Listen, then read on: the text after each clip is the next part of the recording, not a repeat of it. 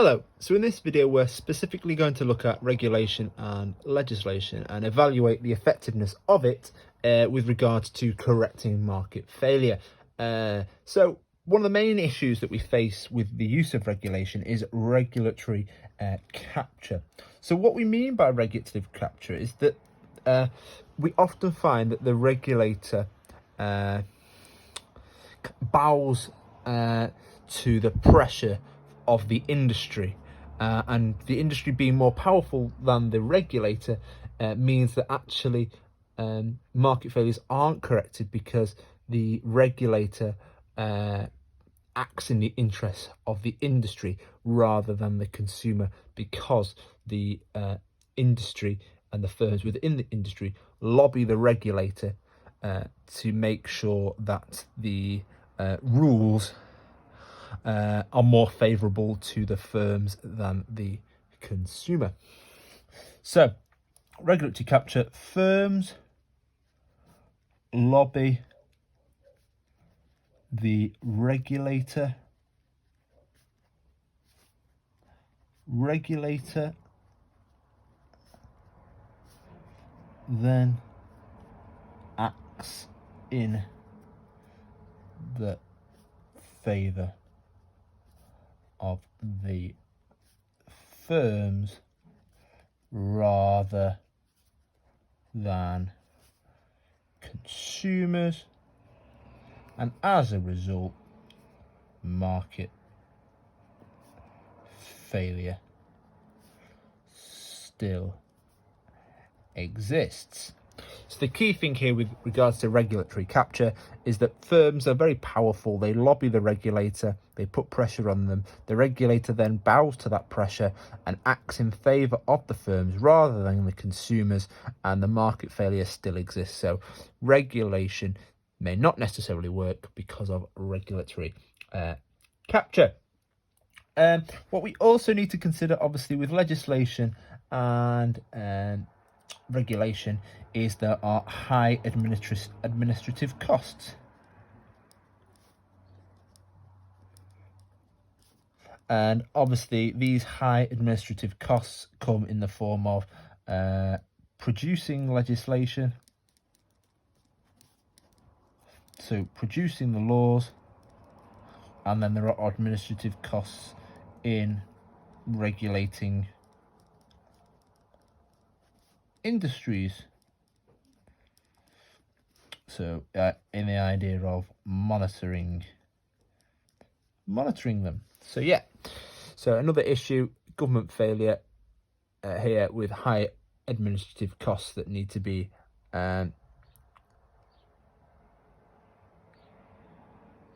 there's high administrative costs in order to produce a legislation and also to regulate the particular industry, in the sense that you have to monitor and follow up any complaints, for example. Other point we need to consider, that certain market failures are global market failures. So when we think about obviously pollution, for example, obviously that's a global market failure, and therefore need global collaboration.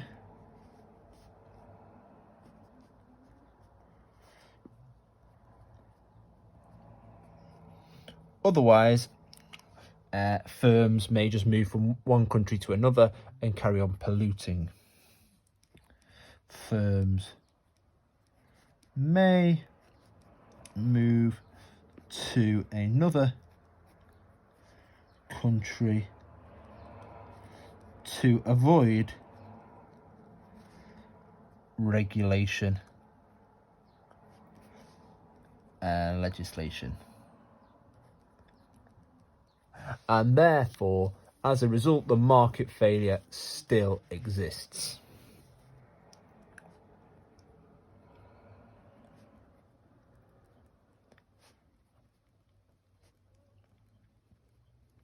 So there we have it. Some of these issues are global issues, and they therefore need global collaboration.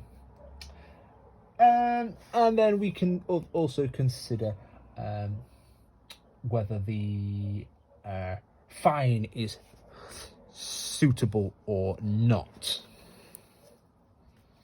So, fines.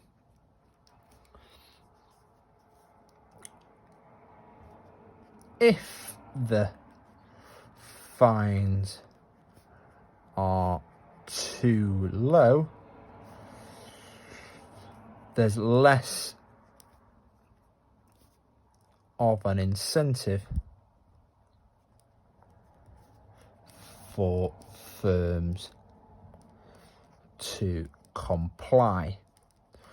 So if the fines are too low, what that means is firms are less likely to comply with the regulation because they're quite happy to pay the fine and carry on disobeying the rules.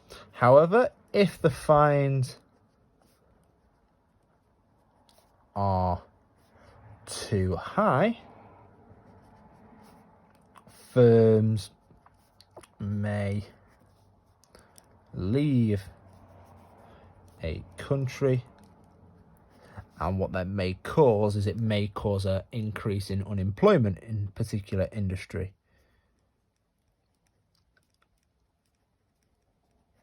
And what that would lead to is it may lead to an increase in inequality within a particular country, because a large number of people may have now become unemployed.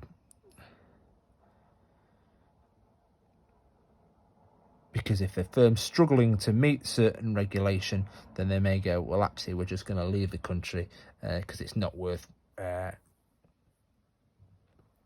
us being fined. So that's another point. We need to consider the size of the fine. Then we need to look at the when we consider legal limits, have firms correctly calculated the legal limit? Sorry, not firms, have the government correctly calculated the necessary legal limit?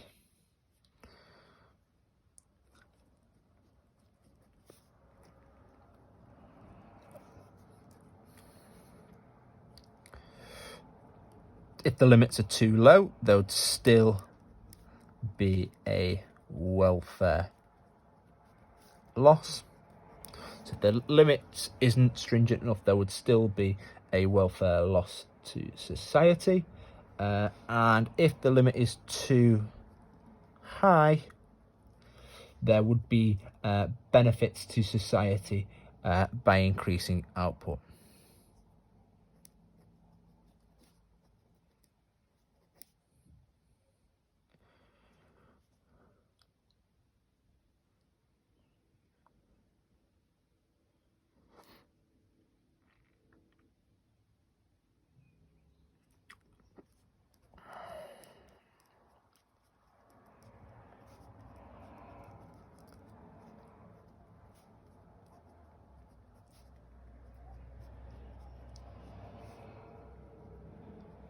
Let me just reiterate what I was trying to make the point by too high. If it was too strict, so if they're too strict, that too strict would probably be better than saying it's too high. The idea is too strict, so across that high. And also too low, still welfare benefits. So what we're saying when it's too low is we're basically saying it's too lax. The idea, it's not strict enough. It's too lax. It's too loose with regards to the correct limit. Okay, that's what we want. I just wanted to clarify that point there, that when we talk about too low correct with regards to the legal limit, the government hasn't taken enough action. Whereas when we talk about too high, I was talking about being too strict, i.e. the government has taken too much action, and actually there would be benefits of increased output. Then we also need to consider some other points.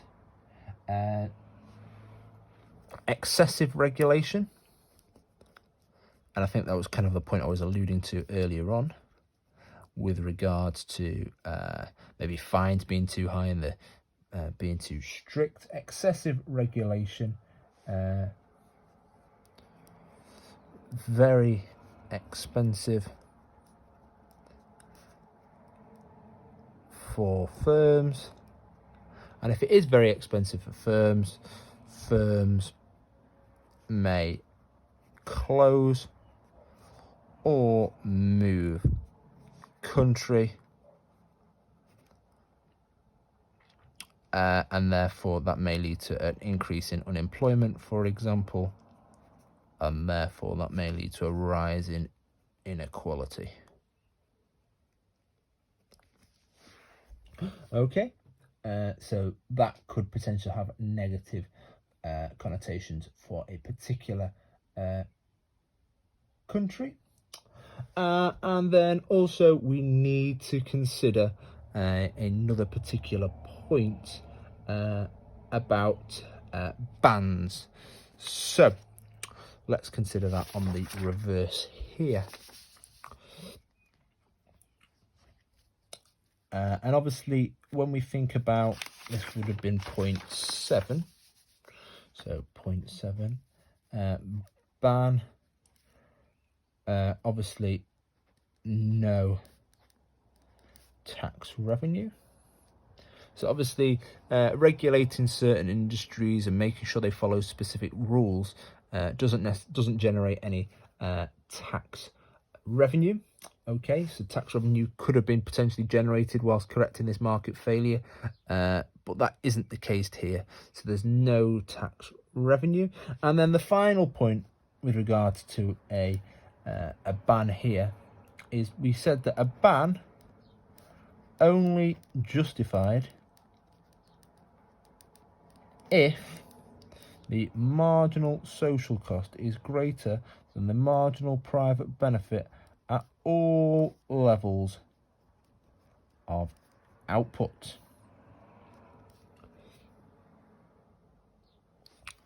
So I'm going to draw a diagram now that would quite clearly demonstrate that the marginal private benefit is greater than the marginal social cost at a particular level of output. So if I draw my axes here, so I've got quantity, I've got price, I've got cost and benefit. If I've got my production diagram,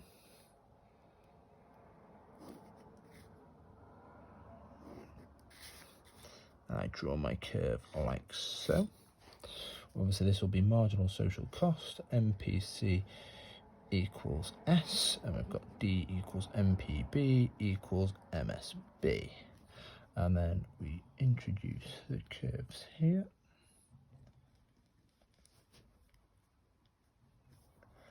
And we label our equilibrium points there.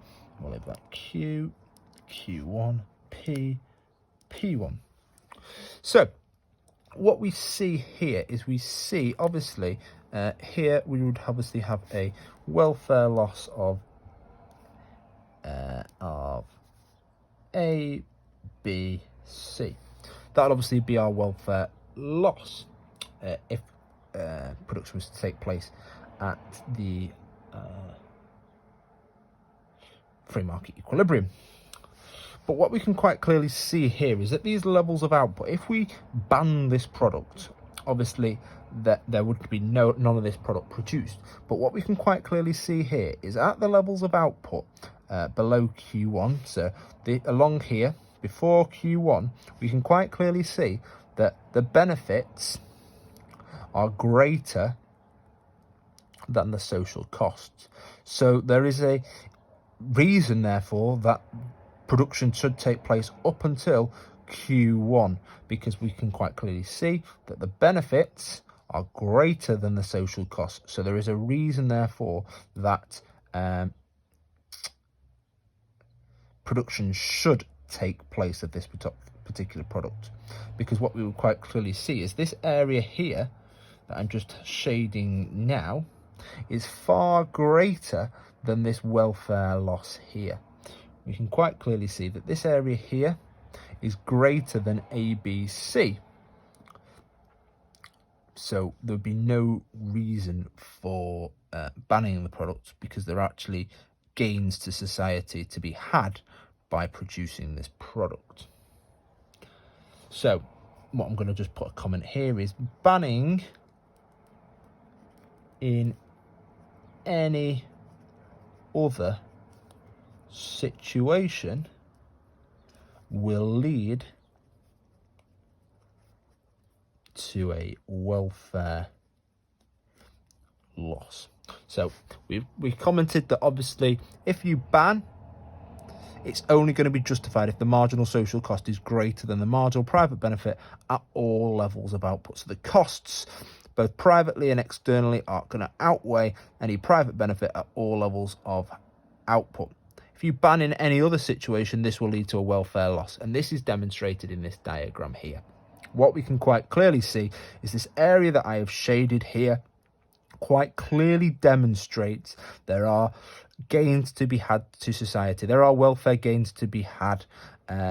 Yes, there is a welfare loss here of A, B, C, but there are gains to be had of producing this particular product up until the point Q1, and therefore if you did ban this product, we would be losing out on these gains that could have been had to society with regards to producing the product up until Q1. So banning this product would mean that these gains are lost, and therefore a ban is not justified because these gains could have been had by society. So just to recap all the relevant points that we talked about with regards to regulation and legislation. Obviously, regulatory capture, the idea that a regulator could be lobbied by firms, and therefore as a result the regulator would act in the firm's interest, which it's not meant to do, and as a result the market failure would still exist. Setting up relevant regulators and setting up relevant legislation as well is costly. So obviously we could add in here that the high administrative costs, we could obviously talk about potential opportunity cost arising. That could be something that could be mentioned in addition to obviously the high admin costs, and therefore that means that it would be opportunity costs involved. Some of the market failures, such as pollution, obviously it's a global market failure, you need a global cooperation.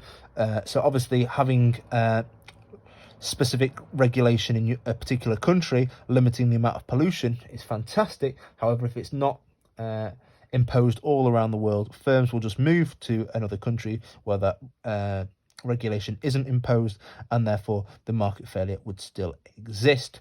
We also need to be wary of fines. How good are the fines? And when we talk about how good they are, if the fines are too low, there's less of an incentive for firms to comply. They may just say, actually, we'll just take the fine because it's it's more expensive to actually change the way we behave to comply with the regulation, and therefore we'll just take the fine. The fine is at a lower cost than potentially changing, so obviously that's not going to be effective in correcting the market failure. Also, obviously fines, if they're too high, it may mean that firms leave a country. They may just say it's not worth risking getting fined, so we may just leave a country, and therefore that may lead to a rise in unemployment and therefore inequality. As a result, it's therefore important that we try and calculate the correct limit to make sure that we achieve the social optimum. If the limit is too lax, there will be still a welfare loss. If the limit is too strict, there would be benefits to society with increased output. So it's important to make sure that the correct limit is calculated. Too much regulation means it's going to become very expensive for firms to comply with, and as a result firms may close or move country. As we mentioned before, the idea of it being very expensive may mean that firms move to a country or close down their factory, and therefore that may mean unemployment rise and inequality may be on the rise therefore. Then we had a look finally at bans. Obviously a ban generates no tax revenue for the government, and therefore the government can't use tax revenue to help correct the market failure. And also a ban is only justified if the marginal social cost is greater than the marginal private benefit at all levels of output. And as we explained, obviously in this scenario we've got the marginal private benefit is greater than the marginal social cost prior to Q1, and therefore in this scenario with the production of this particular product, there would be a welfare loss to society if the product was banned, because we had these gains to society which would have been achieved by producing the particular product.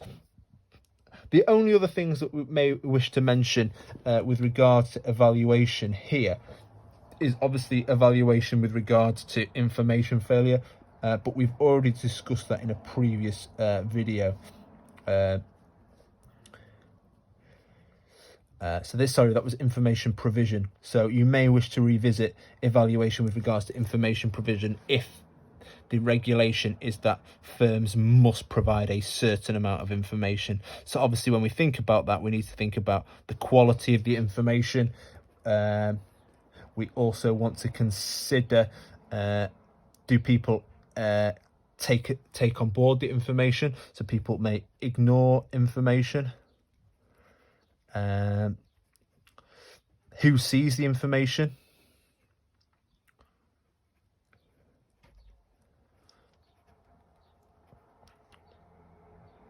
So who sees the information? So some people may not see the information, therefore they can't act on it. The quality of the information, people may ignore the information. Again, there are issues with regards to regulation that instructs firms to supply certain amounts of information. So that was evaluation of regulation and legislation.